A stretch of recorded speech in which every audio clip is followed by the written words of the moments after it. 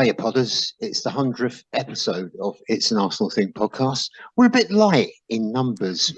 Paul Mack is watching football, would you believe? And Jay is having a bit of an early night. But I've got Lauren in Barcelona. How are you, Lauren? I'm great, thank you. Couldn't miss this one. You know, the big 100th episode. Have to be here for it. Well, someone's got to be, otherwise I'd be here on my own. Apart from you lot, Podders, obviously. As I say, 100th episode, who would have thought? They say that a podcast, if you can get past the first 6, then you've done all right. So what have we got coming up in this episode? First of all, we will mention Sol Campbell. Lauren's too young for all this long. 49th birthday. Let me just reel off a few facts. He's 5-year term at Arsenal, 195 appearances. He won 2 Premier League winners' medals, 2 FA Cup winners' medals, encompassing the 2001-2002 League Cup, FA Cup double, and being part of the Invincibles. He was rock solid. As I say, before your time, Lauren, but what a hench defender he was. Think Gabriel on steroids. That's what it was like, muscles in his spit. He made a brief return to Arsenal in 2010 before ending his career at Newcastle. He was an amazing player, really. I'm sure there's lots of the podcast family will remember him. Have you given up on the lettuce leaf or whatever you think? Is it? It's not that warm anymore. I do have it here beside me in case it gets hot and heavy. But no, it's cooled down a good bit now. Thank goodness. She's well prepared, isn't she? I must say. Well, we've got a lot to talk about, Podders. We've got our single 1-0 to the Arsenal victory, which came after, I think it was about quite some time, wasn't it? I'll come across the facts as we stumble on. Now, Lauren, Vinai Venkatesham, the CEO, is leaving Arsenal. What did you make of that? I mean, he's been with us 14 years. Doesn't feel like 14 years. And he replaced Ivan Gazidis, which was a bonus because no one liked old Ivan. How's he going to be remembered for his tenure? I'll be completely honest and say I don't know that much that goes on behind. I mean, for me, it kind of stops once we get to Edu, and then I think, okay, the rest is more the business side of things as opposed to footballing side of things. So I don't have much of an opinion on him, but you have to say that the change that's come about in the period that he's been CEO has been phenomenal. To be honest, I don't know how much of an impact he has on that, but you know, whatever he's doing has obviously worked to allow, you know, the likes of Edu to come in, Arteta to do what they need to do to get the club back to where it is. Obviously, you know, Champions League football starting again tomorrow night, so it's been a good turnaround. Yeah, it'd be exciting to see what happens. I'll probably follow it a bit more now, having heard now the news. Spoken about it. Exactly, yeah. Do you know, that kind of way?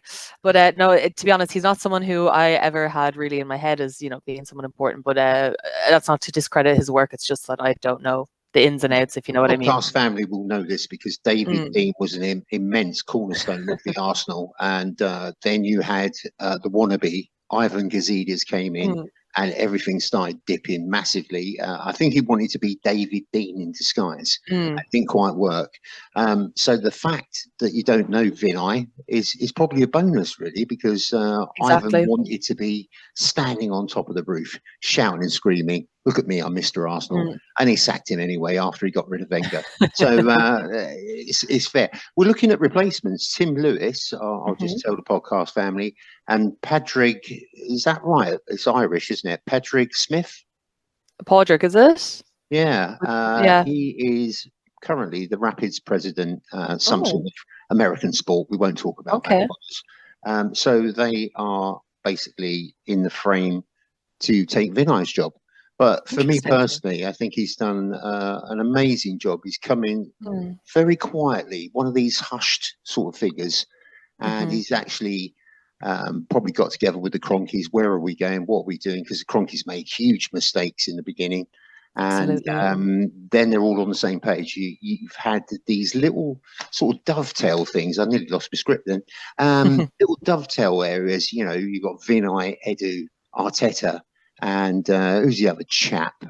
Richard Garlick, who I like immensely after I've been watching the reruns of All or Nothing. So if you haven't seen that recently, give it another go.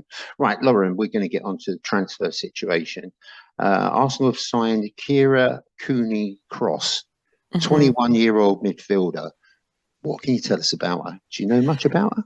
Yeah, I mean, I saw a lot of her in the World Cup. She was very, very promising. She's very young. She's 21 years of age. We signed her from Swedish side Hammarby IF. Can't say I've ever watched her play for a club side, but from what I saw in the World Cup, obviously, she was very, very promising. Like I said, very young. She has a lot of talent coming through. I think something that's really, really nice to see is the way that Ode-God has, developed built a replacement midfield, so to say. Over the past 2 windows that we've had in January and this, we got Coolin, we got Palova, and now we're getting Cooney-Cross, and it seems like there is a long-term plan there that he's building with these really young players who are so promising. She was phenomenal in the World Cup. I was very, very impressed with her for someone so young. She really dominated the midfield in some very important games. It's great as well. She has that connection already with Catley and Ford. So yeah, I'm definitely think she's going to be very exciting signing to have. I think midfield was definitely a place we needed to strengthen. It was a deadline day signing, and I think it snuck up on us. It was one of those last minute ones, really. But no, delighted with like absolutely. Yeah, yeah. Oh, we bought one. Oh, great. Exactly. But I did want to write a right back exactly. as well. But, yeah, I think we spoke about that as well.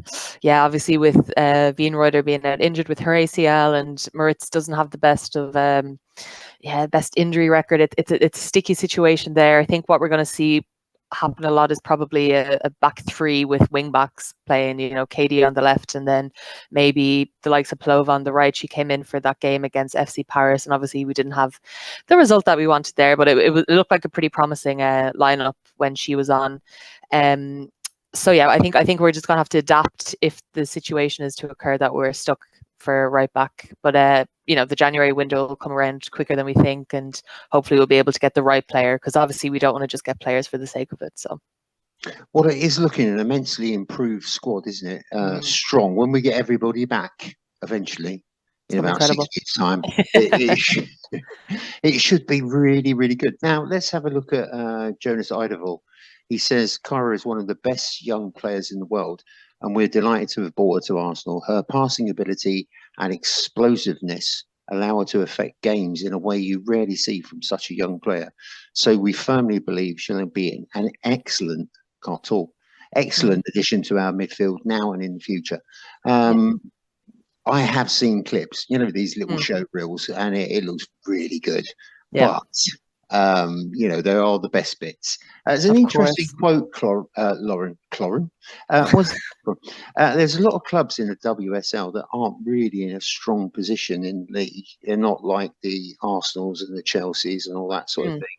And there was a little quote here of Brian Sorensen. He said Arsenal recalled promising Brazilian winger Gio from Everton after a loan spell in January. We'll let Gio go back to Arsenal, which contractually we didn't need to do, but we want to work with Arsenal again on other loans. That's where we are in the food chain. That kind of sums up some of the teams in the WSL, doesn't it? Because you come up against really, really strong ones, and then you come up with ones that look like they've just been down the pub and had a few videos. Absolutely. No, I mean, look, when we talk about the Arsenal women's team, I think they're the top level of women's professional football, and it's a credit to the club because they've invested so much into it, and they've made sure that the resources are there for the players to be the best that they can. And the same with Chelsea. I mean, credit where credit's due. Chelsea are also a very well run women's team as well. The likes of United and City, Aston Villa, I mean, I think they're a team that will definitely push for European spaces this year as well. They're going from strength to strength, but once you move down further, the drop off is quite intense. And again, it comes down to resources. It comes down to how much money do these teams have to invest in their women's team. I think the likes of Brighton, you'd probably expect a bit more from them given how well it's going with the men's team. You'd wonder would they be able to replicate that in the women's team. They had a bit of a tough time last season, struggling to keep coaches and stuff. But no, it's definitely the level is definitely there, and it's unlikely that you're going to get a shock result in the WSL the same way you are in the Premier League, because the levels are just so different. It's the investment levels, isn't it? And it's taking it 100%. seriously. I mean, you've got Yeah. a handful of teams really putting their back into it, and the others are sort of also rans in racing terms, I suppose. Exactly. I mean, look, I think everyone's doing the best that they can. You would hope they are, at least. But that's not to say that more can't be done and that more can't be invested. And hopefully it's going in the right direction. And I always say the FA is incredible for what they do for the women's game, but more can be done. And I do hope that one day it isn't such a tight race at the top, and then it's the best of the rest after that, because that's what makes football exciting. Obviously you want your team to win, but you want it to be a competitive league. You want it to, you want young players to be coming through, to have the opportunity. And I think it will get there eventually. It's just a matter of how quickly can it get there, and obviously investment is the big issue there. Yeah, I was just talking to a chap called Dave that I work with about the season where Leicester won the title and how it reinvigorated and re-energized the actual Premier League, because it was getting a bit same old, wasn't it? And that was fantastic. So the more competition we get, Podders, that's what we're after. Absolutely. Arsenal are in advanced talks with Martin Ode-God over a new contract. From what we're hearing, it's a no-brainer. What a signing that is, possibly on a 5 with a rolling contract of a year or so. It's brilliant news, isn't it, Lauren? Oh, I mean, he's an exceptional player, and I think he's probably Arteta's best signing since he's come in, I would say. What he's done there is he's got a player who just understands the what's the word, I suppose, the essence of the club, and he really embodies everything that Arteta wants and what Arsenal is. I think give the man whatever he wants, pay him however much he wants. He deserves it. He's really is probably our up there with Saka. I think the two of them are world class. They're maybe they're still a bit young to be in that bracket yet, but they're up there for sure. And like I said, he's the essence of this new Arsenal, of Mikel Arteta's Arsenal. He's make sure, even when the team's not playing great, 9 times out of 10 he's going to be the player that has that spark to get us back into games, or to put us in front. And yeah, absolutely. What a deal that would be. I think it's funny, when Declan Rice came, everyone kind of tipped him to be the next Arsenal captain, that kind of way, which would, obviously another great leader and everything, but I don't see I don't see Odegaard leaving, and I definitely don't see the captaincy being taken away from him. So I think it's going to be more of a case of him coming in as the vice captain. But yeah, like you said, that would be amazing. 5 years, 6 years is probably not enough. Keep him forever if we can. I think the thing is, players like this rarely come about, and you get players like Bergkamp. I go further back to Liam Brady, players with immense skill and vision. I mean, he's not the fastest thing on 2 legs. He can move a bit, but the brain seems to be accelerated, and he sees things. I mean, we'll get onto the Goodison Park game with Everton, but there was things that he did that you just think, how did he see that? Absolutely. No, there's moments in games where he just has absolute moments of magic, and you think, wow, I can't believe he's an Arsenal player. But yeah, we're very lucky to have him. And like you said, I think 30 million as well. 30 million. Crazy. I'd love to know what he's worth in this. I'd love to know what he's worth in this economy. Not to sell him, but just to see what he'd be worth. But no, great signing. If I get time, I'll look that up. Yeah, have a look there. But no, I think what a player. Well, Optima, never heard of them. Optima have based a final league position on 4 games. Okay. So it won't be, if Paul Mack could join us, that would be great, because he's in the bottom 3. But at the moment, I'm just going to give you this because it's quite a bit of fun. It's only 4 matches in, doesn't mean anything. Yeah. Manchester City first, Tottenham Hotspur second. Dream on, buddy. Liverpool 3rd, West Ham 4th, Arsenal 5th. That's on their current form. There's a load of figures that I don't really understand, so we're going to skip this and go straight onto the Everton game, Potters. You'll be glad to know. Arsenal have not won a match at Goodison Park since Arsene Wenger. Oh, hello, bit of feedback. Was manager. Our last success against Everton came in 2017, thanks to a 5-2 victory. I'm just going to run you through the scores of that, because we're going down memory lane, really.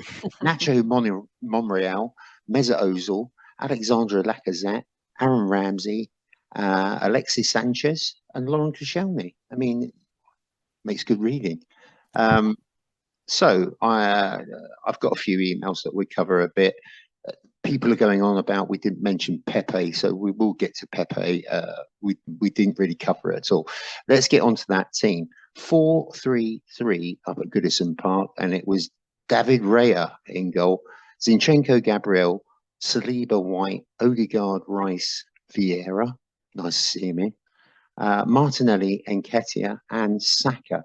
No Ramsdale, no Jesus, no Partey, and the backline restored. It looked like the best possible team we could have put out. And there's going to be some arguments about Ramsdale versus Reya, but we'll go with your initial thoughts, Lauren. Yeah, I was delighted with that. I was excited to see Reya get his first run out in an Arsenal jersey. I'm sure we're going to talk about his performance after, but yeah, I went into that game full of confidence, excited to see him.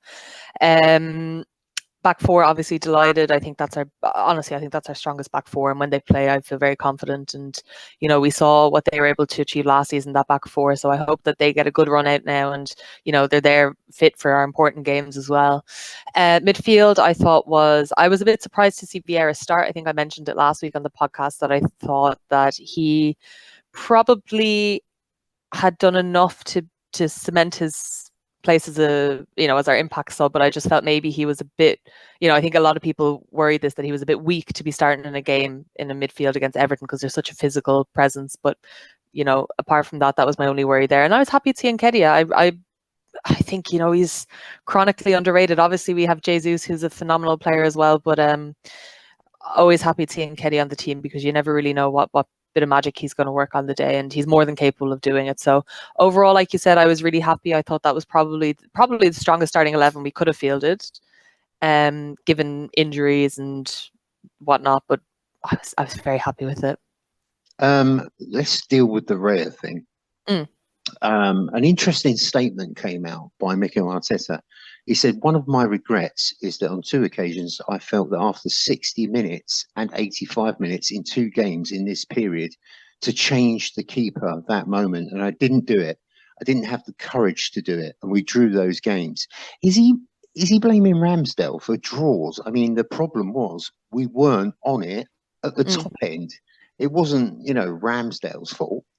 Of course not. No, I think, I think Arteta's playing a bit of games with the media as well. He's doing a pep, he's doing what he likes to do, antagonize them a bit, get them talking. Because at the end of the day, this is a very tough week now for Arsenal. We're back in the Champions League. We have Spurs coming up as well. And no one's talking about the pressure that's on us to perform there. They're talking about Mikel Arteta's comments. And I think it was a stroke of genius from him, being a great manager, protecting the players. Look, whether he meant it or not, I'm not sure. But I think what he's doing is creating obviously a more unpredictable lineup, which is what the great managers do.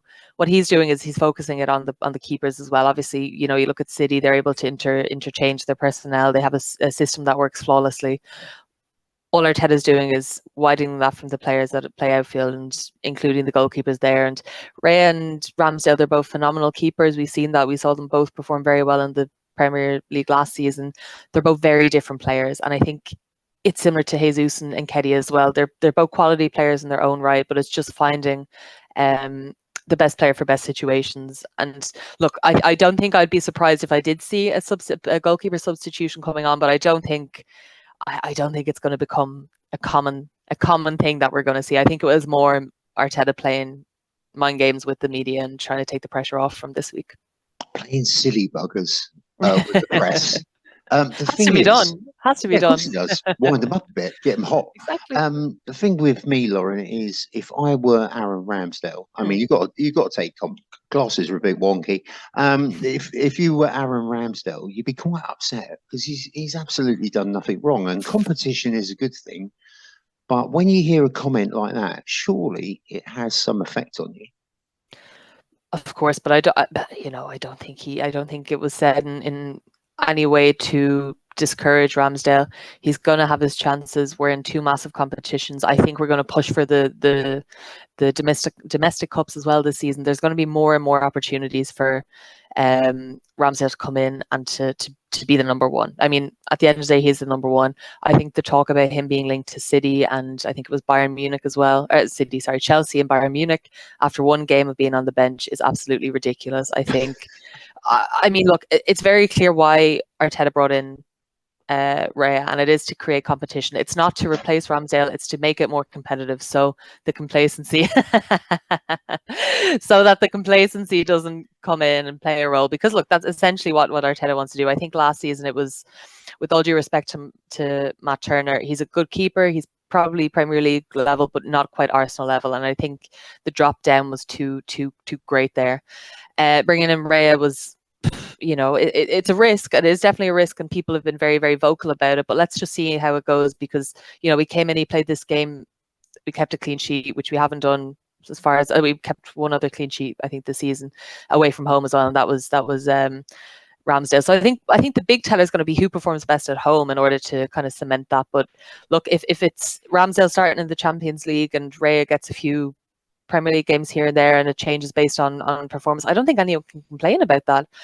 You know, you see pictures of them in training, they seem to get on very well. It doesn't seem to be any bad blood between them. So look, I don't think Arteta's doing it to create any hostile environment. Look, we know how Arteta runs. He wants it to be as smooth and as family-like in the club as possible. You can see that from the training videos that, you know, were posted today. It looks like everyone's having fun. The team seems so close-knit. So I really don't think Arteta came out to say that in order to, without having said to Ramsdale, perhaps behind closed doors, look, it's not an attack on you. It's just something, like we said, to blow smoke and to redirect the media off the trail of what's coming up this week.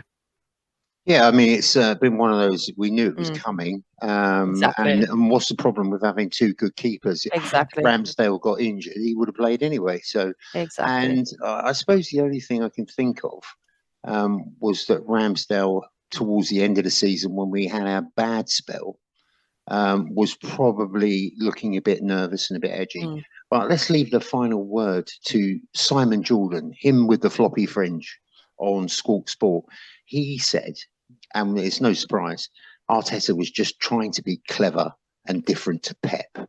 Anyway, knob. Anyway, it was a frustrating game for the Arsenal in some ways.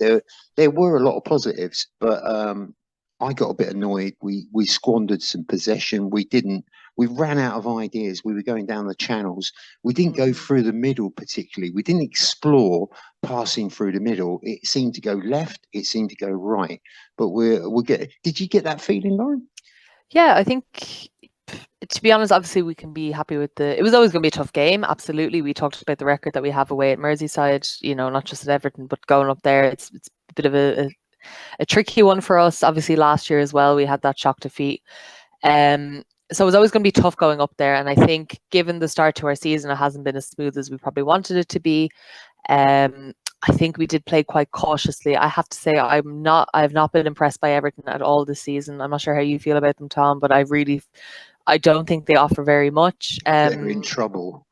In big trouble. They're really in big trouble. So I think had we have come away with anything less than 3 points from this game, it would have been worrying for us more so than them. But yeah, in terms of how we played, they played very compact. They played very, very compact. But I think Arsenal knew that. You could tell from the short corner tactics they were taking. Like you said, they were playing very much on the wings, just waiting for a bit of space to be created. But Everton were very, very, I mean, look, they were a team that were sitting and hoping for a point. I think at no point did they look really to threaten us attackingly. They didn't look like they wanted to push or anything at all. So I think they were happy to just sit back and park the bus and soak up as much pressure as they could. And in fairness to them, they did it very well up until obviously we got that goal and we were able to come away with a few points. But yeah, it was very, very compact from Everton, and we didn't do very much not that we didn't do very much, it was more difficult for us to break through and to get those passes down the centre and create chances there in the middle. So we had to rely on the right and left hand side a lot more than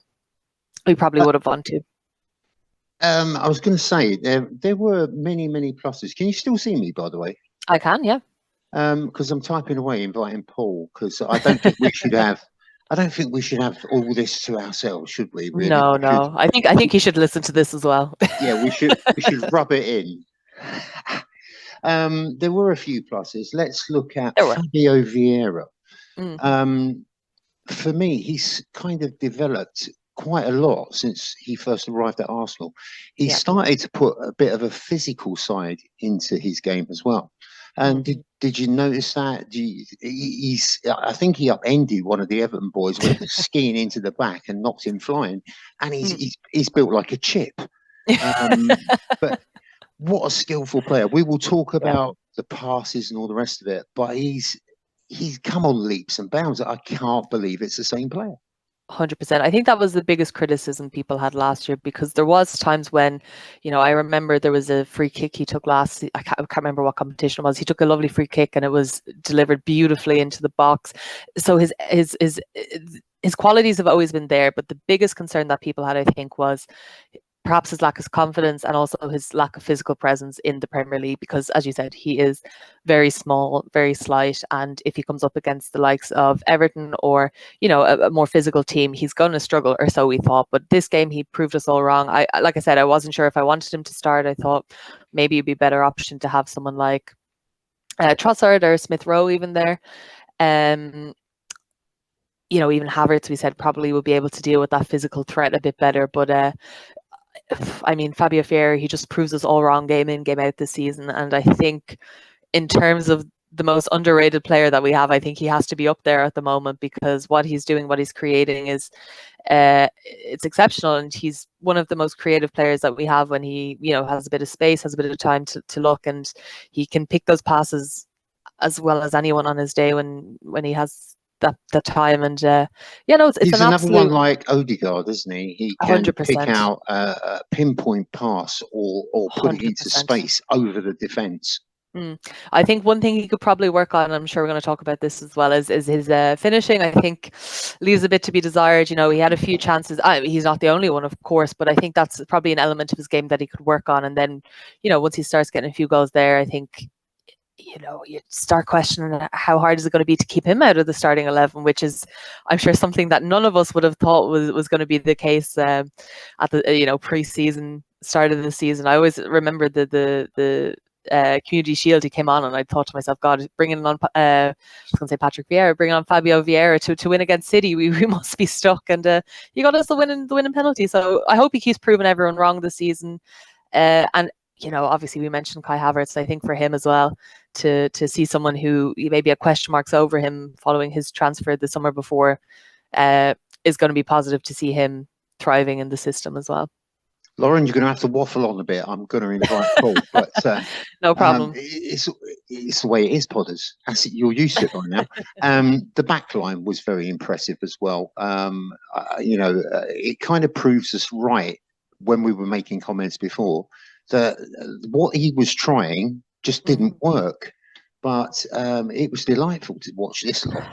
It was indeed. And I thought, look, like I said, I didn't really see much in terms of an attacking threat from Everton. And I don't know if that was just because they sat so deep, or if it was because, we had Saliba Gabriel back in that centre back pairing, because that signing that they got during the summer, Beto, was probably one of their most promising players. And he didn't get much of a chance at all. I think there was one run he made, and Saliba was able to tidy it up pretty handy. Zinchenko also had a very good game, and what we saw from him in particular was how attacking he was in this game. He had slightly less pressure on him on the left hand side, which we've seen. I think we've soaked up a lot of pressure over the past few games, where we haven't really seen Zinchenko have the freedom that he would have wanted to have to get across and to play in that midfield role. And I thought he's created some really good chances as well from corners. He was always the one on the edge of the box who was picking out good passes. So yeah, I was really delighted. And I actually thought as well, this was probably the first time where that right-hand side, that connection between Ode-God, White and Saka was there. It just seemed to go so smoothly between the three of them. And yeah, it was great to see. Really great to see everyone back. Damn, you've gone ahead of the script. I know, I'm sorry. I can't think of anything. I'm really trying to waffle here. Again, it was, you touched on it there, Ode-God, White and Saka. I mean, the kind of diagonal play and the interchanging and stuff, it is a sight to behold. Now, if we can actually mirror that on the left-hand side, Yeah, we're in business. We'll win that title, Potters. absolutely. Just thought I'd throw that in. But much was made of the short corners, Lauren. But what did you make Yeah. of that? It seemed like a bit of a tactic. Apparently, Everton Hmm. suffered, I think it was in the FA Cup or something against Mm. someone, on short corners. So we obviously took that in, and Mikel Mm. put it into the training schedule. Absolutely. No, I mean, you could tell from the reaction once we scored off that corner that it obviously had been something they've been working on. It's not, it's obviously not something that we see Arsenal do an awful lot. They tend to whip it in, and hopefully Big Gabby's there in the box to head it in, or whoever's there, get their head on it. I thought it was a pretty decent tactic. I mean, how many corners did we have? Maybe 14, and one of them, we were able to create the goal. But it was definitely promising, and I liked that we went to this game with an approach that attacked the weakness of our opponent, because I think a lot of the time what we do is we sit back and we say, right, this is we're Arsenal, this is how we play our football, and a lot of people know how we play, and we're slow to adapt to play on our opponent's weakness, which is generally how I feel when we play Arsenal. It's quite frustrating at sometimes, but it obviously was a tactic that had been worked on. It became good as well in the second half. Obviously, Trossard, I'm sure we're going to talk about his goal a bit more detail, but yeah, he was able to finish off one of those short corner chances that we had, and I was highly impressed with that. I was really, really impressed, and it'd be great if we could have had maybe a few more chances from them. But again, I think it was just the fact that Everton were so compact, so tight, and it wasn't until the whatever 70th minute that we were able to drag some of the players out, because they saw the threat from the short corner to create a bit more space than in around the box. Yeah, I mean, Everton, for their part, they defended ever so well, didn't they? They were very rigid, and Very. I think we missed a trick by not going over the top. We seemed Mm. to, as I said, we didn't go through the middle, went down the flanks. But let's get to the 19th minute of the game, Potters.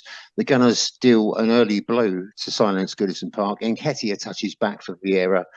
This is the killer pass. I mean, it really was a delightful pass. Through ball to Martinelli to run onto on the left-hand side. The Brazilian winger makes a dart into the box and a right-footed finish into the bottom right-hand corner. Henry style. I mean, that is beautiful. as a Thierry Henry, if ever there was. Now, why was that goal offside, Lauren? I just couldn't see it. If it was Martinelli, you could see he was onside. If it was Nketiah was fake. I could see his shirt number. He was facing the other way, not interfering with play. He couldn't even attack. He had his back to or facing the Arsenal goal. What did you make of it? I was going to ask you the same. I was going to say I don't understand how Oh, I this don't goal was know. called offside. I think was it not to do with Gabriel's pass, which he had initially intended to go sideways to Saliba, but Beto, the Beto, striker, yeah. Beto, yeah, sorry. Beto stuck out his foot. I struggle with the B's. I always struggle with the B's, names and teams. I can never get them right. We both do. Beto stuck out his foot, and the ball took a deflection and fell right into Nketiah's path, who had been in an offside position, but the ball was not played with intent. I thought that was what the issue was, and for me, crazy. But anyway, hello, Paul. Hey, Paul, you've joined Hi, us. Hi, Tom. Hi, it's great to have you back, Paul, on the 100th edition of It's Not a Big Podcast. I really didn't want to miss this one, Tom. So thanks for waiting for me to join you. It's all right. What we did was we tried to bluff our way through and try and, because when I put it up, I disappear and so does Lauren, and I just have to type it in and then say, "Can you see me?" and all the rest of it. Where did you go tonight, Paul? Yeah, went to watch an FA Cup second qualifying round replay. Marine, my local team, we played Tottenham a few seasons ago against Spennymoor Town. Marine won 2-1, very convincing display. So they're through to the third qualifying round again. So you never know. This time they might get Arsenal home instead of Tottenham. Yeah. Oh, there's a thing. Now, Paul, 19th minute. We just covered the Martinelli goal on the left-hand side. Beautiful, Henry-esque goal. It was ruled offside, and we were discussing, we couldn't really understand why, because if it was Martinelli, Martinelli was onside. If it was Nketiah was facing his own goal. What's your thoughts on that? Well, when I was listening for the game, Tom, I was actually right in line with that. So everyone around me was convinced it was a goal, because see absolutely no reason why it should be disallowed.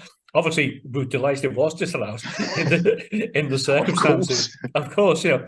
And even when they showed on the big screen again, we were looking and saying, "Hang on, Nketiah's not interfering with play. He's going backwards. Why is it being disallowed?" Obviously, we weren't going to argue with that decision because it quite suits us. But it did seem, if that had been giving us against Everton, then obviously we would have been quite frustrated with that decision. But I have no idea why that was disallowed, because we're just being resigned to the fact it was a good goal. It deserved to be allowed, and I still don't quite understand why it wasn't. Yeah, it's a bit of a mystery because I've tried to catch up. I do it for you, Podders. I tried to catch up and see what the latest things are and the statements from referees and all that. It's got strangely quiet. Martinelli. Yeah, they didn't come out and say anything about it, did they? Because even at the match of the day, there was no mention of it, and I think it's so bizarre. Let's be honest, it was an error. Okay, from my perspective, obviously I'm an Arsenal fan, but for me, it doesn't make any sense. And even to have a proper justification as to why it was called offside, but everyone just seems to be brushing over it, and it kind of shows you the level of where we're at now with the VAR. That questionable decisions don't even need to be explained anymore. They just think, oh yeah, they'll accept it that it's VAR, that it's this, that, the other. But anyway, yeah, I think I was pretty horrified that the goal didn't stand. But anyway, that's fine. Well, I looked back at it about 4 or 5 times, and I was just scratching my head. I thought, how is that? And even Gary Neville, one of the ugly boys, he said he thought it was a bona fide goal, but it wasn't. So Gabriel Martinelli didn't last much longer after that, tweaking a hamstring. Apparently, he might be out up to 4 weeks. But it was lovely to have. Whereas a couple of seasons back, we had no one to replace, or it was all a bit thin. Trossard comes on, and I just thought this is the perfect replacement. Really, did you look? It was a best than perfect. Sorry, Lauren. It was a best than perfect replacement, Tom. God, he's keen, isn't he? No, I mean when Trossard came on, we all just looked at each other and thought, no, that's the one person who don't want to come on. Sorry, Lauren, I interrupted you. That's all right. No, you carry on, Paul. You couldn't have said it better myself, honestly. Couldn't have said it better myself. No, it's a great position to be in, though, isn't it? For an Arsenal fan, obviously, not for I'm sure on the receiving end it wasn't so nice, but no, for us, it's a very nice position to be in, for sure. Paul was watching at Goodison Park, and he thought, "Oh no, don't bring Trossard on. I know what he's like. He's going to score." Well, last season, imagine Rob Holding coming on, so it's kind of a bit of an upgrade there, really. Is a bit, isn't it? When Everton did get going, Rice was there to mop it up. I've been very impressed in the last few games with Declan Rice, starting to look at him a bit more, see what he's doing. He tends to do what Partey does. I didn't really miss Thomas Partey, Lauren. Didn't really miss him at all, because Declan just stepped in, wiped the ball away and got us going again. Absolutely. And I think, we mentioned there Ode-God and Vieira, they're quite similar players. They're quite similar in how they approach the game. And, two very attacking players as well. They're not going to offer much going back defensively. But at times it looked like, when we were playing out from the back, that Declan Rice was right back. He slotted into kind of a centre back role. It was almost 3 at the back there with him, and he created everything from there. Whenever anyone got a sniff in the Everton midfield, he was there to clean it up as well. I thought he absolutely dominated the game, and like you said, it's so crazy to think, if you go back to this time last year, if you had said, okay, Thomas Partey, he's injured, he's not playing a game, you'd be almost in your head thinking, okay, how many points can we realistically drop here before the season? How much is this going to affect our season? But now it's not the case at all. And obviously Thomas Partey is an amazing player as well, and very lucky to have him. But it just shows you how incredible our recruitment has been over the summer, that we've actually strengthened, not just this summer, but over the process, the whole few years that Arteta has been here, how he's been able to develop the squad, to get that depth in places, those key areas, such as the defensive midfield role, left wing, like we said, with Martinelli going off. You think of the injuries that we have now, Martinelli, we have exactly Partey as well, Timbers as well. Yeah. So, but again, the quality of the starting 11 hasn't dropped that drastically, which is amazing. And it seems to be a really, really healthy place for the squad to be in coming into a very heavy season. So you can't be too disappointed with that. Well, I actually said last week, Podders, that it was going to be a 4-1 victory to Arsenal. How silly was I? But there were aspects of this game, Paul, that were really encouraging for Arsenal fans. The passing was really slick. And when we put a spurt on, when we hit the burners, we looked really good. But it seemed to me that we didn't have the intensity, that sort of killer instinct to go over the top and down the middle and through the sides. We just lacked that, and a bit of urgency as well. Has he gone? He's frozen out. Oh no, we've lost him. Oh, we've got him again. Yeah, I'm back. Sorry. Yeah, I think from my perspective, in the first half, I thought Arsenal used the wings really well. They kept pushing Everton, pushing them back into their own penalty area, using the width of the pitch to try and create chances in the passing movements. And there were spells when I was watching the game thinking, when we were going to get the ball, and then when we did get the ball, we gave back to you anyway. So it was kind of a pointless exercise. But yeah. You mentioned Lauren Declan Rice. I thought he had a superb game. We'll watch him just playing from the back four, picking up the passes, looking to move the ball forward, looking to find space, look for the return pass. He just looks so. I mean, always was a big Declan Rice fan when he was at West Ham. But he's such a talented player. He's mature beyond his years. He doesn't do anything silly, and sometimes making simple passes is actually more effective than playing wonder passes. He just he just keeps the momentum going. He's frozen again. Have we all frozen? Oh, we've frozen. Oh no, the internet's gone. Oh, I just keep talking, Podders. We're recording this obviously, and we've got a sticky connection, so we'll try and reinstate that. But the standout for me in Everton until we get the guys back was Mykolenko. He just seemed to have his A game on.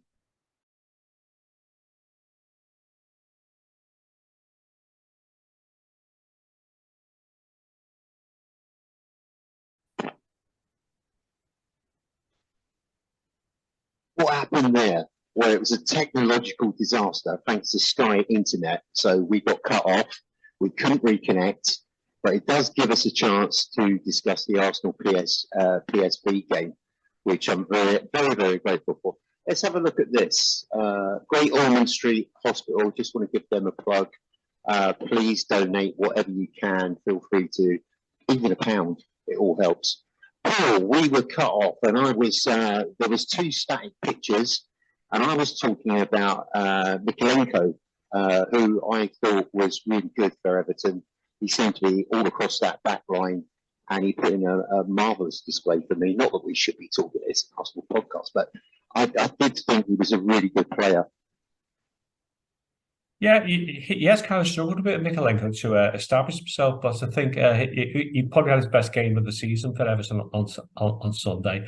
And we definitely need some cover there in the left-back position because Ashley Young, he's 38, he's not going to give you 90 minutes every game. So it's good to have Mykolenko back to full fitness, and hopefully he can kick on as the season progresses.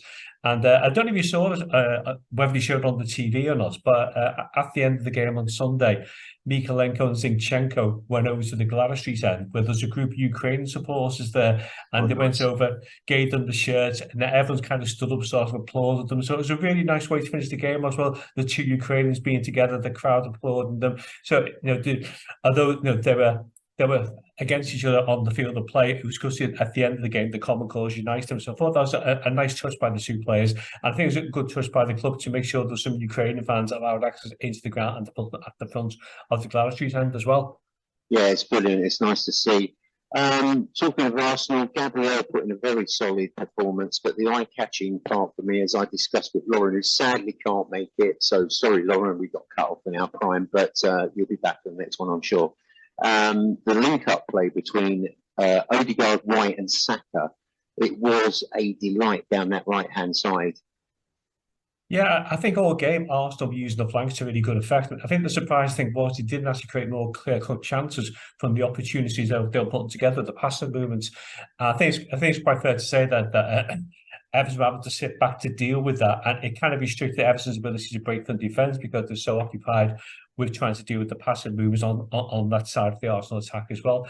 But yeah, I mean, you can just see, how Arteta's worked on the link play, how he's worked on getting the players to find each other with short, quick, crisp passing, and of course, throw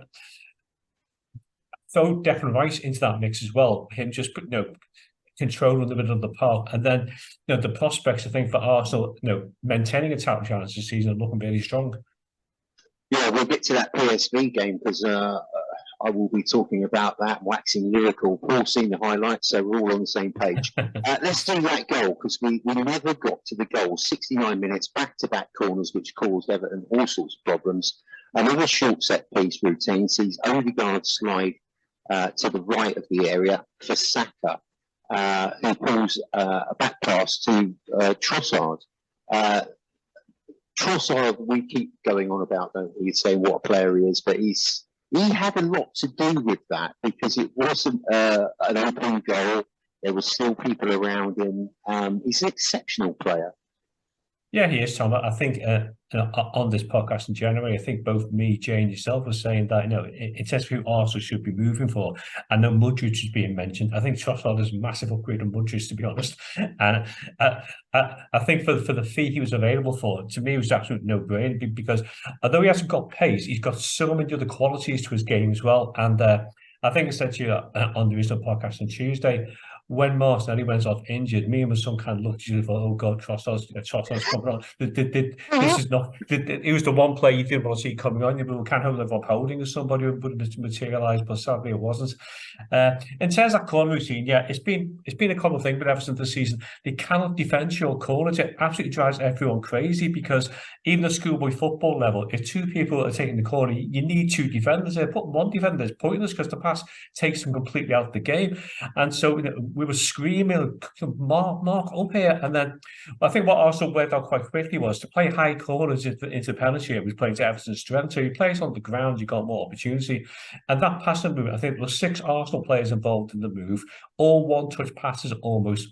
And it was a really well-taken goal from Trossard. But, from an Everton perspective, why are you leaving someone who's got a renowned goal-scoring record like that in acres of space in a penalty area to give him time and opportunity to drill a ball into the bottom corner of the net? And you could just see that, once that goal went in, for home supporters, it was like the last 3 home games. We'd held our own the first half. In the second half, we're getting worn down. And all 3 goals we conceded Goodison this season have come from the right-hand side of the pitch like that. So it's really frustrating to concede a goal in that way. But from an Arsenal perspective, it was a superbly well-constructed goal. The thing that Everton did so well when they beat us, turned us over at Goodison last season was they just chased and flustered us, really. They harried us and made life difficult because we like time on the ball. We always have. But that was the major difference for me. Let's touch on that point. You said about those passes. Saka to Ode-God, Ode-God to Vieira, Vieira to Zinchenko, onto Ode-God, who pops it into Saka. Each perfect to Trossard.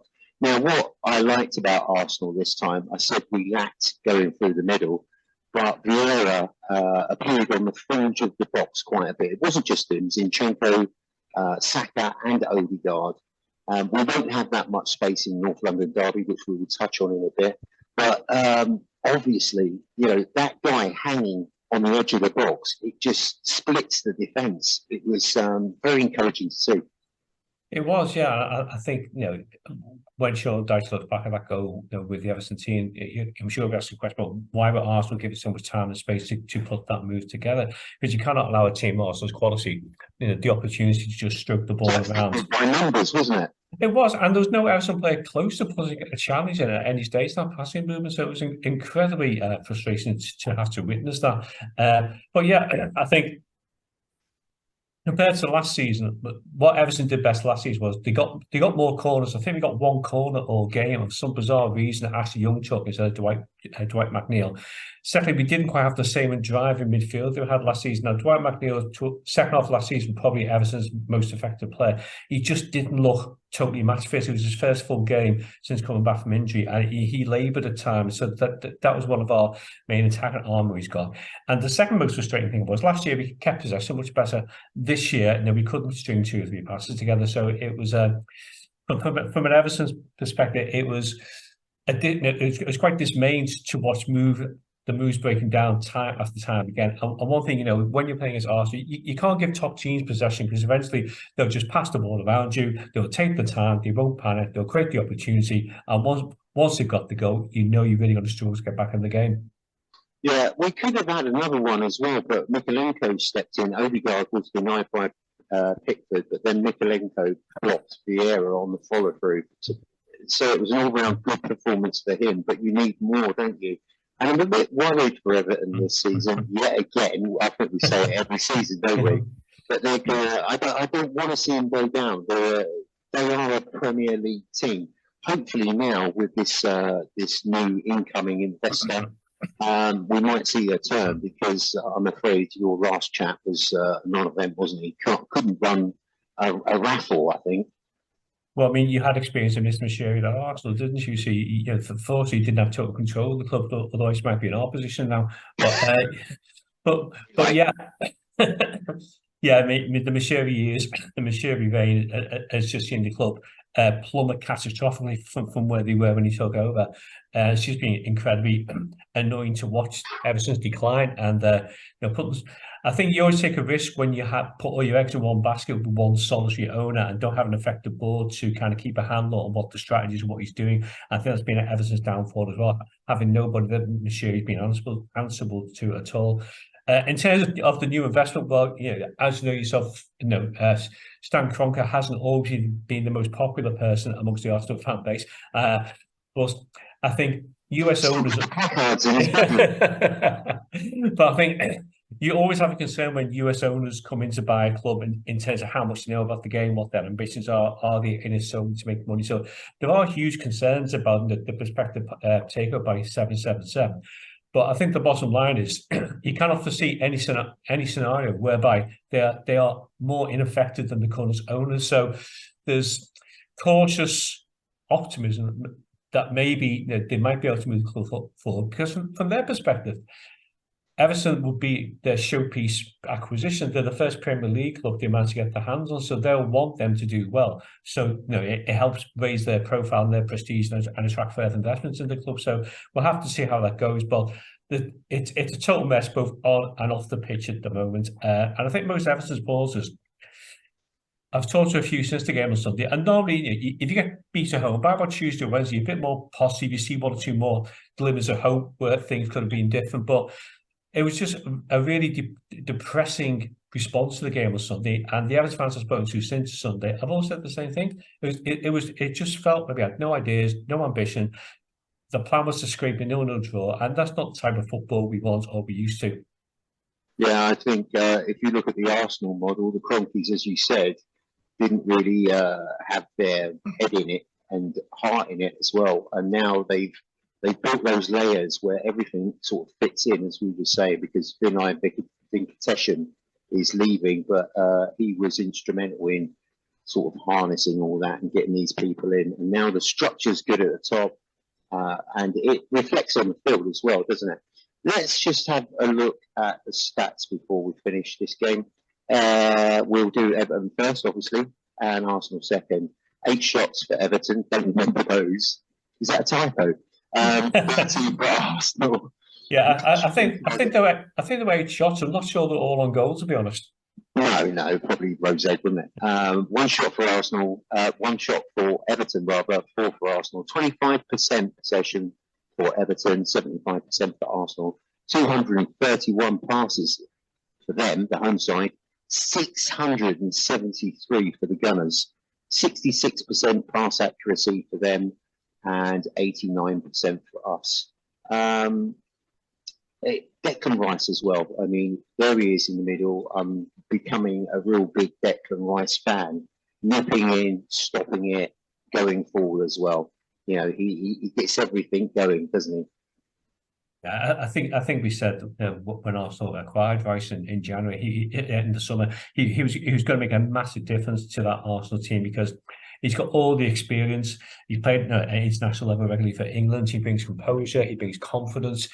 And from I guess from your perspective, it's good to see somebody in midfield who very rarely misplaces the ball. That when he gets it, his first thought is, how can I move this forward? And then he's moving to space to pick up the pass again. And he reads the game so well also. So the number of interceptions he makes during the course of the game, the number of times he reads a pass from the opposition and cuts it out and senses the danger. It's a brilliant characteristic to have in a midfield player.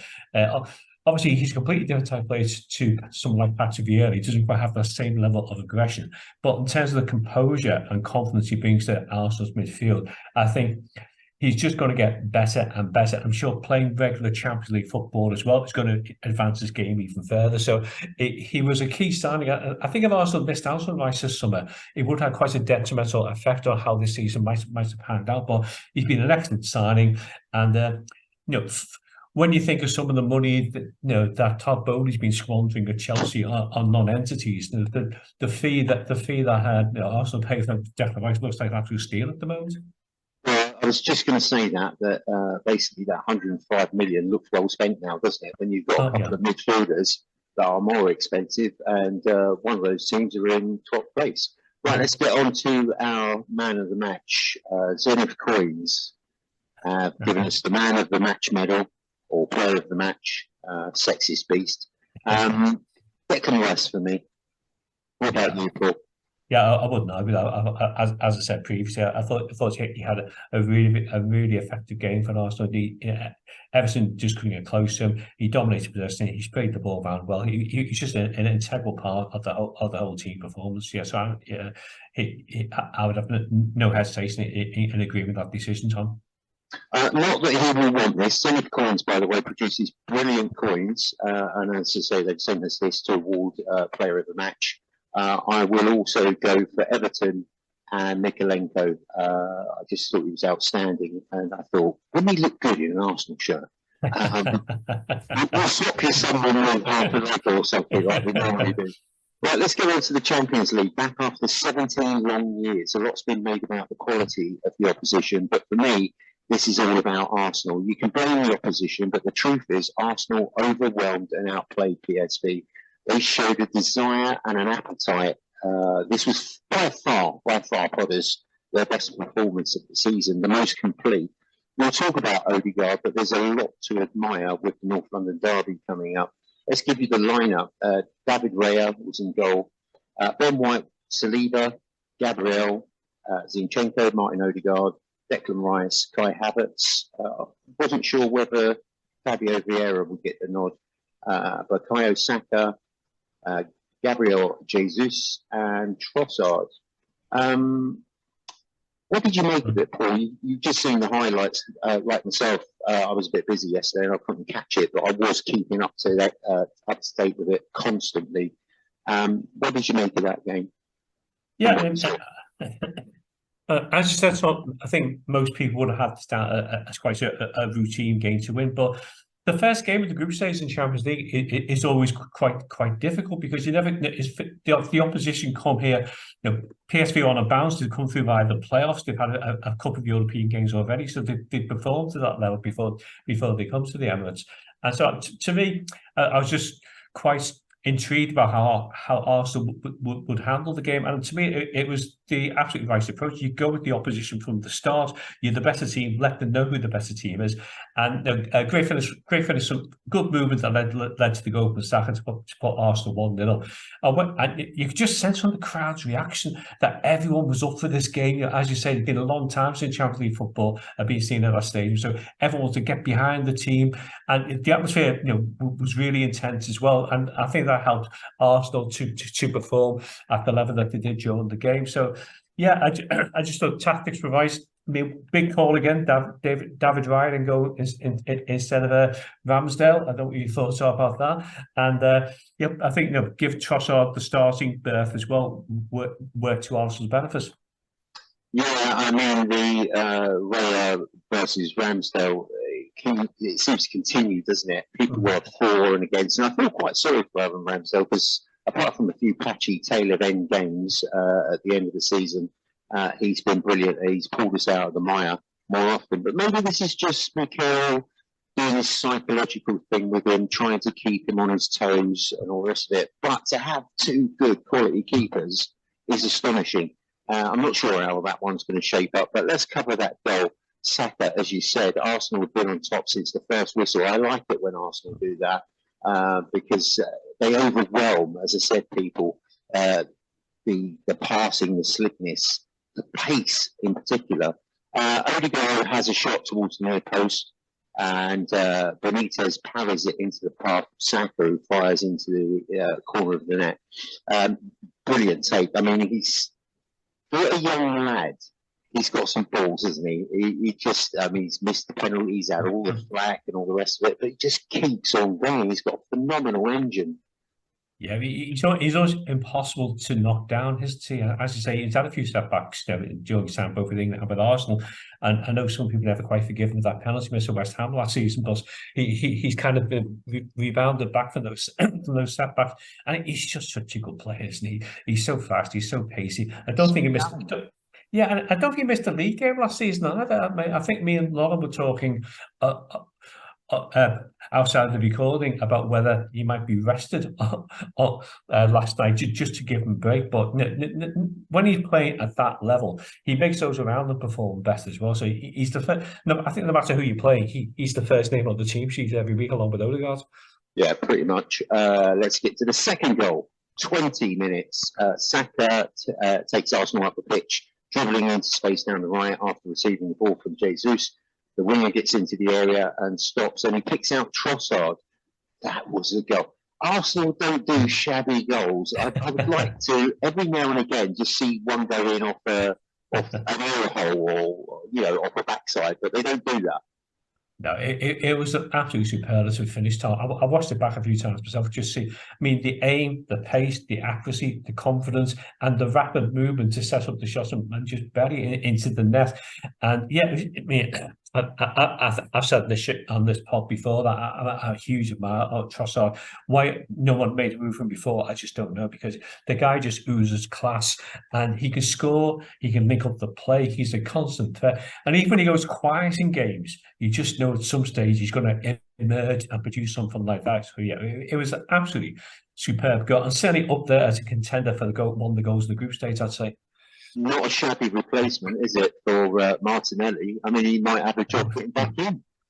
Well, you said in this pod last season about the importance of competition for places. So, with Raya and Ramsdale competing for the goalie spot, with Trossard showing Martinelli that he's got to rival for that place as well, it's all good. It's just enabling teams to perform at the top level. 2-0, it looked like it was all over already, but up we popped. Jesus, 38 minutes. Trossard gets down the left and picks out Jesus at the back post. He takes a touch and whacks it across Benitez into the corner. Another piece of a goal, and the celebrations. And I'll tell you what, Podders, it was nice to have that Champions League theme back. I've missed that. We've had to watch everybody else having it played. But Jesus, when he's like this, the dinking around, the shifting, the change from left to right, he can turn on a sixpence. That's for the older viewers. But he's a phenomenal player, and we miss him when he's not around. Yeah, and it's good to see he's got his name on the score sheet again as well from an Arsenal perspective, and also he's clearly getting back to full fitness now. And it was quite good to see that the second goal involved Jesus and Trossard linking up. The third goal involves Trossard and Jesus linking up as well. I thought it was a superb cross from Trossard. I mean, he took his time. He saw Jesus at the far end of the penalty area. He picked him up with deadly accuracy. It was a really accurate and dynamic finish from Jesus as well. So, and you could just see, couldn't you, the confidence flowing through the team that they're prepared to pull up the opposition, they're prepared to make the more adventurous pass, they're prepared to push forward. And just PSV just really struggled to cope with that. Well, I think, Podders, if you missed it, go onto YouTube, it's on there. But it was a sensational night. Let's get on to goal number 4. Ode-God, 70 minutes. The captain receives the ball 22 yards out from goal. He looks like he might shoot, but shifts instead to the left and whacks a low drive into the corner. We will talk about Ode-God, but that was the icing on the cake. We could have had, I reckon, 7 or 8. Yeah, it could have been far more than 4. But yeah, but also quite important they kept a clean sheet. Sometimes these sorts of games you win a 3-4-0, like with Bayern Munich last night, giving away 2 daft goals in the closing stages. You quite easily switch off and let the opposition get a scoreline. It doesn't reflect how the game actually went. So I think getting the clean sheet was important as well, combined with the clean sheets at the weekend at Goodison Park. So not only are the goals going in at one end, at the back, the defensive going to be quite resilient at the moment. So I think from all aspects I mean, obviously there will be sterner tests for Arsenal in this group stage, no question about that. But all you want to do in the group stage is get off to a winning start. That's all you can do. Get off to a winning start and then see where that momentum takes you. I think when we get to the player of the match, Saka deserves a mention, but the whole team played cutting edge. They were exhilarating and played expansive football. But this is all from a quick start. When Arsenal start slow, they're not very good. They kind of get pressurised and all the rest of it. But it all went our way. For me, I'm going to say it. We've talked about him on the first section of the pod. But Martin Ode-God, I think that's his best game in an Arsenal shirt. He's had many. But he was imperious. He just drove forward. The quality and the vision that guy shows, unbelievable. Yeah, he's just an outstanding footballer at every level, isn't he? And he just brings so much to the team in terms of possession, goals, vision, ability, confidence. Yeah, he's just an outstanding player. And once again, another example of a superb piece of recruitment, but by the team at Arsenal, identifying Ode-God as the player who could fit into that team. I think he's thrived on the responsibility of being captain. I know that wasn't all a unanimous choice by some of the fan base, but he's definitely grown into that role as well. And he's always a threat. He's always a danger. And in terms of leading by example, you couldn't have a better person in that role as well. In terms of the man of the match last night as well, I mean, I'm a big Trossard fan, so I've got to make a case of Trossard as well because he scored a superb goal, created Jesus' goal to put Arsenal 3-0. So he's definitely in with the shout with that award as well. Right, so there is for Martin Ode-God, and we'll have that one for Trossard. It's the same corners, I'm a magician. Right, let's move on to the North London Derby this weekend. Now we've got a shot to actually finish off the podcast, the 100th podcast, and talk about North London Derby. Now, there's no Kane. That's the first thing to mention.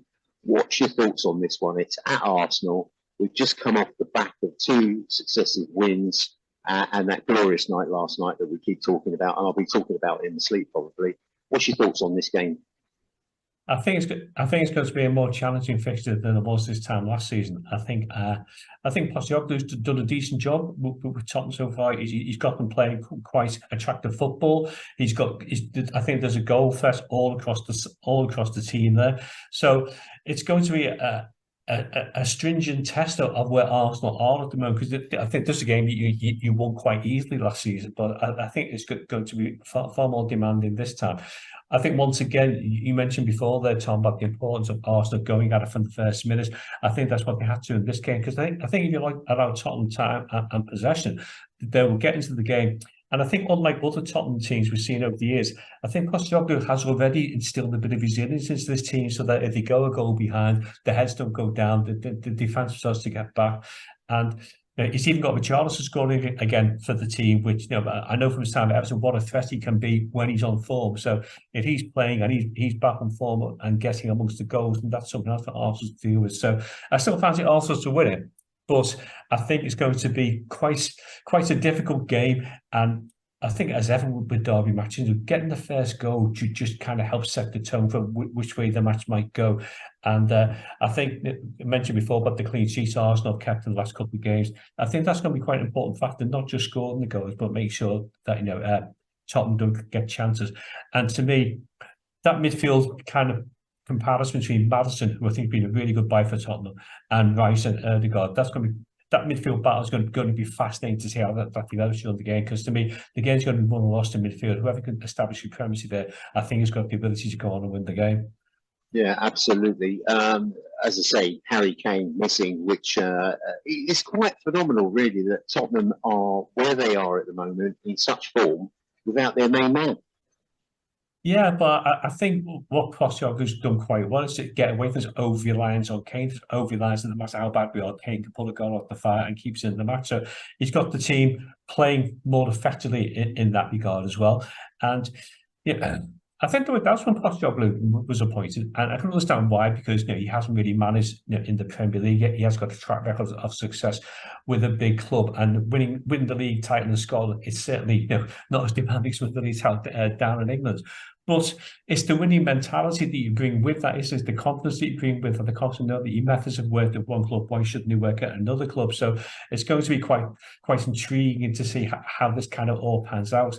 I think one thing Tottenham will be is kind of better prepared for this game than they were last season. I think already last season that you got the sense this was a club falling apart with the dysfunction between the manager, the owners, the players, the fans. So it's a Tottenham as a unit, I think, are much more reinforced this season compared to where they were last season. Yeah, I mean, I've been very impressed with what he's done.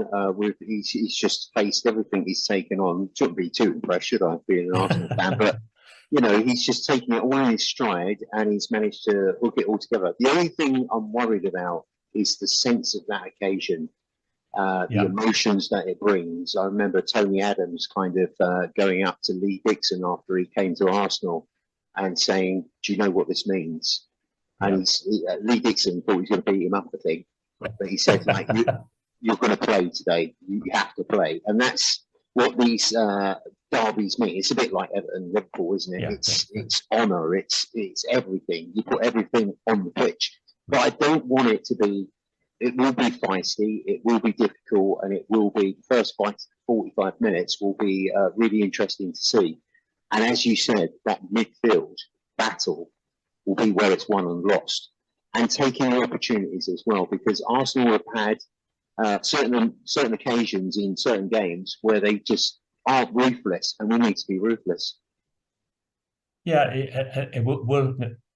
Actually, the importance of the derby, I'm sure Arteta's made everyone painfully aware of how important this is, because to lose on Sunday after the progress has been made this week would be quite difficult to take.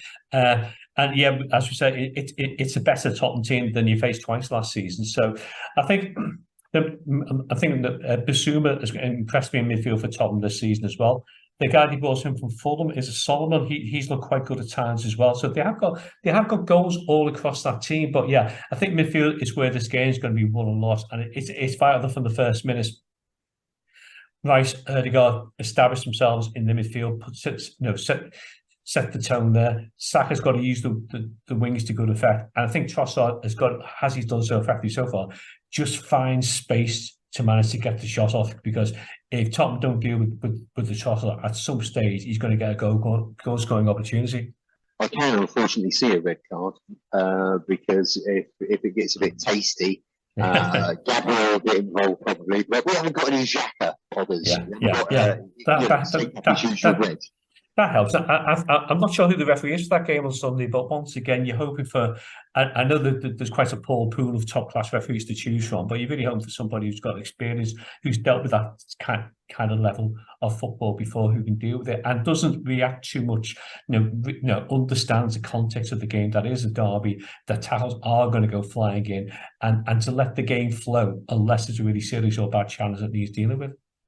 Yeah, I think we need someone with common sense. Now, I'm on with Mark Saggers, Podders, on Sunday after they've won the derby. I hope we get the rub of the green, because there's a Tottenham supporter coming on as well, so I don't want to have the upper hand. But yeah, Mark Saggers said about football referees, football VAR, actually, I'm just trying to find it. Football should be played and watched and refereed with freedom, enjoying the heady rush of a goal, the agony of the odd mistake from the officials. You don't need this desperate control by VAR, goal line technology. Yes, if the Premier League had real balls, they'd get rid. To which I just replied, it comes to something when the ref is summoned in his earpiece by VAR and told what that decision he's going to make before he gets to the screen. I mean, it's shoddy. I'm not a fan of VAR. I think it slows the game down. It takes away that impact, as you've mentioned on the podcast before, Paul, about celebrating a goal. that genuine excitement of something. You know, referees used to get things wrong; they always will, but VAR has made it even worse. Yeah, no, I think we kind of sing on the same hymn sheet here, aren't we? In terms of VAR, and particularly what quite frustrates me is that VAR to me, it's not designed for the fan in the stadium. It's designed for the person watching the game at home. So if I'm watching the game at home, I know what the VAR decision is. If I'm watching on the TV, if I'm in the crowd, I don't know what the VAR decision is straight away. I just think that that's so unfair that people watch on TV. It's almost like an added part of the TV spectacle of football for the armchair fan that you get. From their perspective, it adds a bit of drama to the occasion. If you're in the stadium, it's just so frustrating because no, yeah, I know. But you know, you compare it with, I've been watching a bit of the Rugby World Cup and watching how the referees deal with the match officials there when there's a query about the decision, and you hear the reasoning, the conversation, the discussion behind the decision. So whether you agree with the eventual outcome or not, at least you've understood the process that they've gone through. Whereas all you get on, no, if you're watching the game, is VAR checking for offside. Well, you know, who's being checked for offside? Where they can we see it on the screen? We have some idea what's going on here. And then you look at your watch, it's 2 minutes, 3 minutes. You know, how long is this going to go on? And then if it goes in your favour, okay, there's a bit of a cheer, but it's just not the same that elation you have when you score a goal. And you know, as we said in this pod before, the joy of watching football is to be able to celebrate your team scoring, and VAR just kind of takes that away because you're never quite sure, is the goal, is VAR going to intervene, is it going to be cancelled? You just don't know where you are. Well, as soon as that comes up on the screen, I feel it's going to go against us. So a bit of a pessimist. You just think, oh, for God's sake, I was going to say something else there. It's a bit early in the morning for that. Let's deal with an email. Slavic said that, I hope I pronounced that properly. Slavic said, we didn't mention Nicolas Pepe, his exit from Arsenal. Now we're going to do that. He was potentially a very good player, wasn't he? And we bought him for a king's ransom. But he just didn't seem to make that impact. And he'd been there for a while and it just didn't seem to work for him. Yeah, I think you look back at, and maybe he's an example of where the recruitment was kind of not what it should have been before Edu managed to oversee us all, because I think he's an example of play. You buy a big name player without actually understanding where he's going to fit into the team pattern, what he's going to bring to the team. I think I remember one game was at Leeds United 2 seasons ago. Did he get sent off, or he did something daft in that game, and he come on as a sub and got a yellow card quite swiftly.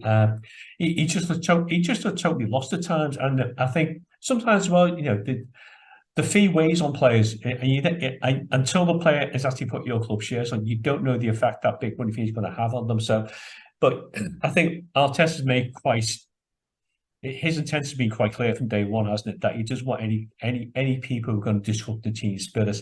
And I think, you know, Pepe's been a good example. Somebody who's been on the fringe of the team hasn't really brought any benefits to the side. And I think, you know, you don't quite want to offload him. Yeah, I mean, that was one of those grubby deals, wasn't it? Was where Raul was in place and you had Sven in there, and there was this internal battle to see who could buy who. And obviously it caused a great deal of confusion.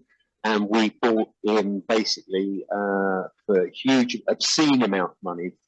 35 million was probably what he was worth. And I think it was something in the region of 70 something million. So we hope that sorts it out, Slavic. But let me just say this, from an Arsenal insider that I know, they said he had a reputation for being quite lazy on the training pitch. And he also was in the Aubameyang camp as well. They didn't feel, as rumour goes, that he was a good fit or that he had his heart at Arsenal. So that probably shows why there was a parting of the waves. Apparently, like the casino, and his brother was a big part of that as well. Paul, thanks for rescuing this pod. Let me just hand out some thank yous for the 100th. Jay, he's been there from about episode 7 on the audio version. Solid as a rock. Thank you, mate. 100 thank yous. Lauren as well. Brilliant. She's brought us a new level with the WSL and phenomenal knowledge of both games, Premiership and WSL. And Mr. Paul Mack, always objective, great knowledge of the game, and impartial as ever. See, when we're left to our own devices, Paul, we just go on and it's all one-sided. So you bring a new dimension to it. So thanks for that. But there are other people as well. Isaiah, who on the audio podcast, the early ones, brought us American Arsenalology. Connor as well, Nick from the Arsenal Bros, Georgie Boy, and Neil Shah. So, and thank you everyone who watches, takes the trouble to like, subscribe. It means a lot. It really does. So 100 episodes down, and we look forward to the next one, the Crunch, the North London Derby Crunch at the Arsenal, and I'm sure it's going to be a spectacle. I'm hoping it will be a really good game, but I think it's going to be a bit tight. My prediction is I'm going to go 2-1 to Arsenal, but at least it's 3 points, and we get the bragging rights. Paul, what do you think? Yeah, I was thinking 2-1 myself, Tom. I think that both teams got the potential to score. And before we finish, we just say a big thanks to you for putting together such a superb pod. I know it's so well received by the Arsenal fans. And thanks to you for taking a gamble and bringing me onto the show to offer my totally uninformed perspective on all things football. Part of the team, mate. You are part of the team. I just hope, I think the first 45 minutes is going to be crucial. So is the first goal. Whoever gets that first goal is going to seize control of that game for a period. And it's up to Arsenal. Arsenal are good at responding, so that will be key for us. That's all from us, podders. We will see you on the next one. Let's hope it's a happy pod where we've got lots to talk about and lots of goals, but no sendings off. Please, guys, keep your heads. North London is red. Thanks, guys.